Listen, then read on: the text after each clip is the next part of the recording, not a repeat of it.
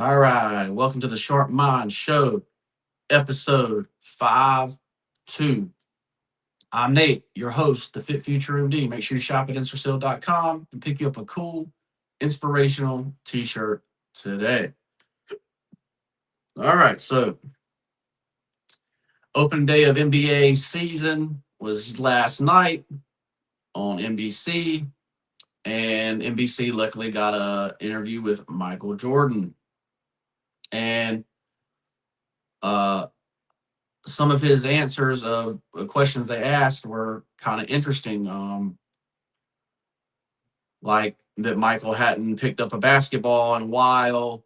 The last time he picked up the basketball was at the Masters tournament when he rented a house from somebody, and they asked him to shoot a free throw, and he said that he was more nervous to miss that free throw than anything else, right?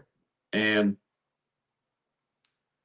it kind of brings you back to uh, it brings you back to the legend of Michael Jordan, really, because that's how much he cared about how he was perceived, how good he was, um, what people thought of him every night. Like he was more scared to miss a free throw in front of little kids because it might mess up what people thought of him. So that's interesting from old man Michael Jordan. I also found it interesting that he basically says he owes everything to the game of basketball, and so he has a pay it forward mentality, which is um, a lot different than a lot of the narratives of other sports, um, mainly football, right? That left me with CTE or stuff like that. You're not what the actual game gave you, that type of thing. You can definitely see why Michael Jordan uh, has that killer instinct, has that like he still has that. He still has that competitive mode. Um, and you can still see it, in his eyes, the love for the game that he has. Let me know what you guys think about the Michael Jordan interview.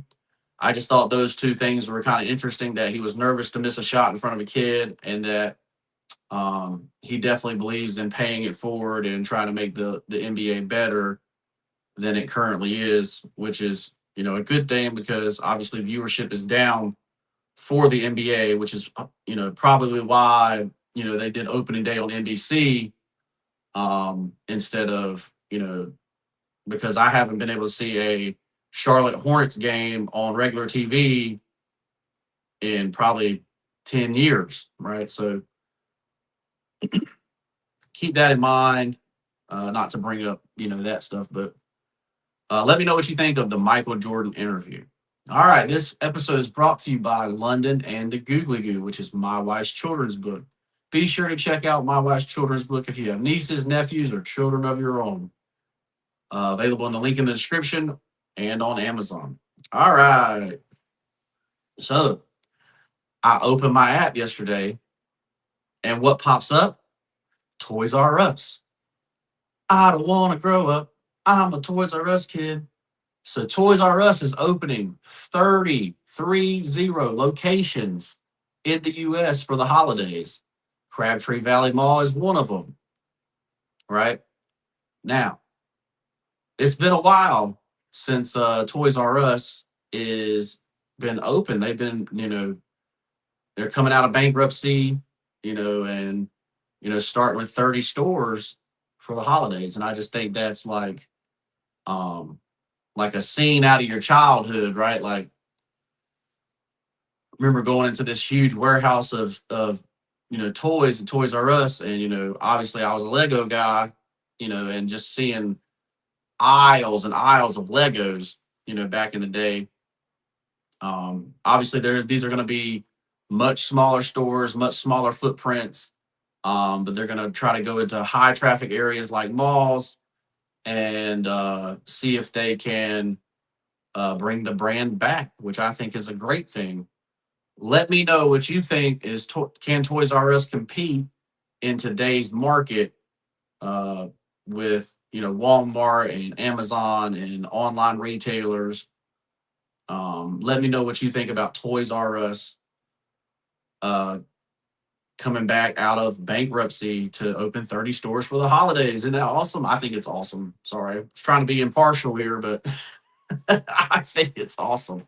So anyway, I say Toys R Us was one of the biggest surprise closings, of the stores that closed,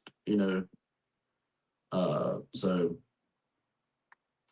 keep that in mind. Let me know what you guys think about Toys R Us being back open, right?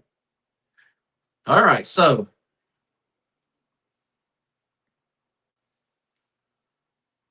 when you go to plan out your day, oh, on to life coaching. When you go to plan out your day, there's a lot of times you make a list of the errands you need to do that day, and you say, I have to do this, I have to do that, right?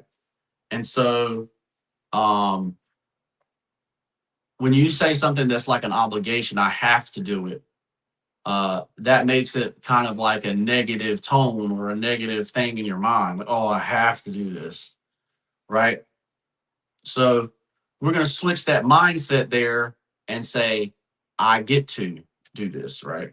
So um, basically, living every day in a gratitude mindset, right? I'm thankful for what I have, for what I get to do, right? I get up and go to work. It may not be the dream job that I thought I was going to have, right? Um, but I get to go do it. There are people in the world that don't get to go do that, right? You have to be a steward of the privileges that you have, right? And so if you say I get to do something, even things that are difficult and hard become purpose driven, right? So you change this kind of stuff with affirmations, right? So if you're a person that says, I have to do this, I have to do that, oh God, woe is me, thank God it's Friday, you know, all that crap, right? Um, you have to have a mindset shift. And if you have all that around you, you have to like figure out a way to change everybody else's mindset too. But the way to do that, the way to change your mindset is affirmations, right? I get to do this in your affirmations every day. If you don't have affirmations, you can pick mine up for free in the description, in the link tree. I give those away 100% free. I don't even take your name for it. That's how important affirmations, that's how important mindset is, because, mindset is everything, right? If you don't believe you can do something, you're not going to do it, right? And if you don't have gratitude when you do it, obviously that's going to have a negative impact on your life, right? So change the way you say things from I have to do it to I get to do it, right? So I get to take care of my wife. I get to take care of my children. I get to go to work, right? Instead of I have to, right? Any other thing you can say, I get to mow the lawn. I have the ability to do it. I'm grateful that I have the ability to do it, right? Stuff like that, right? So let me know what other mindset shift you may have that um or something that you're doing that could be shifted into a different direction. All right, and the last thing of the day um is the quote of the day, and it says, you don't rise to the level of your goals, you fall to the level of your habits, right? Small choices decide big outcomes. Okay. You don't rise to the level of your goals, you fall to the level of your habits, right? So everything is mindset, skill set, habits, right? So You see this every day in sports in the NFL, right? You see people that um, have all the athletic ability in the world. They have all the skill set in the world, but their habits kept them from being number one, right? Um, you can um, clearly see stuff like that, right? Um, when you talk about someone like a Michael, we talked about Michael Jordan earlier. You talk about someone like a Kobe Bryant, right? And you hear legends of the story, oh, meet me at the gym at 4 a.m., and he's already worked out by the time I get there, like, stuff like that. So you think about whatever your goal is. You have your mindset, you have your skill set. But sorry, I'm gonna finish the other thought.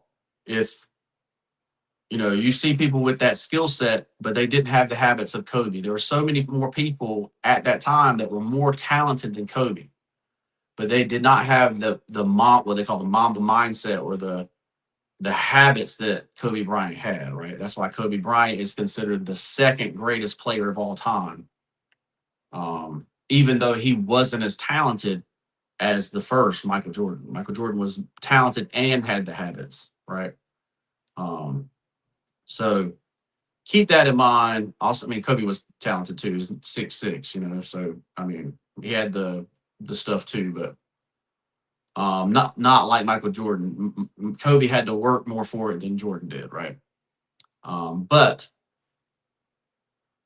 besides that point, so the question then becomes what habits do you need to have to get to the success that you want to get to, right?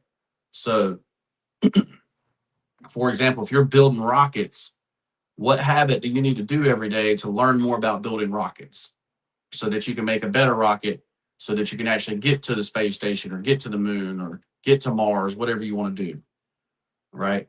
Um, what habits do I need to do to make a better t-shirt, right? To make something that people identify with, right? And purchase, right? So this is the kind of things you have to think about when you're making a life that you want to make, right? And I'm a life coach and I help people do that, right? So I help you. So if you want certain things in your life to happen, I help you come up with the habits that you need to do to have the skill set to make it happen, right? If you're interested in that, sign up for life coaching in the description below. Make sure you shop at insercell.com, pick up a cool inspirational t-shirt, purchase my wife's book, London and the Googly Goo, if you got kids, nephews, nieces, and we'll see you in the next one. Peace.